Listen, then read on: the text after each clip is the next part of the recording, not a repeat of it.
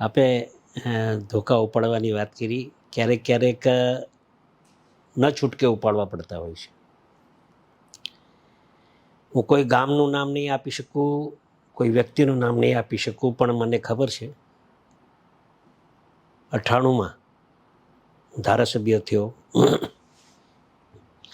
ધારાસભ્ય થયો પછી લોકોને ઘણી અપેક્ષાઓ હતી અને છે પણ. સ્વાભાવિક રીતે એક જનપ્રતિનિધિ જે હોય એના પાસે લોકોની અપેક્ષા રહેવી જ જોઈએ. પણ આપણે ધારાસભ્ય થઈ ગયા અને પછી એક પ્રશ્ન મારા સમક્ષ આવ્યો. 98ની વાત કરું છું. મને ખબર નથી આ વાત કરવી જોઈએ નહીં કરું, છતાં કરું છું. એક બનાવ મારા સમયે ગામના લોકો મારા સમક્ષ આવ્યા ને મને કીધું, ભાઈ કે અમુક શખ્સોએ ગૌચરની જમીન વાળી લીધી છે. ગૌચરની જમીન વાળી લીધી અને સ્વાભાવિક રીતે અમે તો એ કુળથી આવીએ છીએ કે ગાયો માટે સોલંકી કુળના અમે હમણાં વિધાનસભામાં વાત કરી હતી.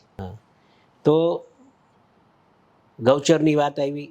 સ્વાભાવિક રીતે ભાઈ આ તો ન ચાલે, ગાયો માટેનું આ ગૌચર છે તો આપણે આ ચલાવાય નહીં એમ.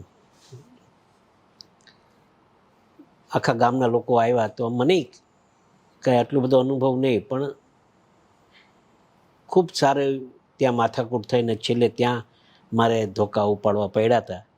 અને એ તો કુદરતને કરવું, નહીં તો મારું કેરિયર ત્યાં જ સ્પોઇલ થઈ જાત. મારી એક ભૂલ થઈ હતી આ સ્પષ્ટ. મારી સ્વાભાવિક રીતે આટલું ઓલામાં ન આવી જવું જોઈએ, પણ એ તો ભૂલ માણસ જે કરે ને એ ભૂલને સુધારતો જાય, એ વાસ્તવિકતા માણસ કહેવાય એમ. એટલે હું મારી ભૂલ થઈ હતી ત્યારે અને એને સ્વીકાર લીધી. પછી ક્યારેય મેં આપણે આ સ્ટેપ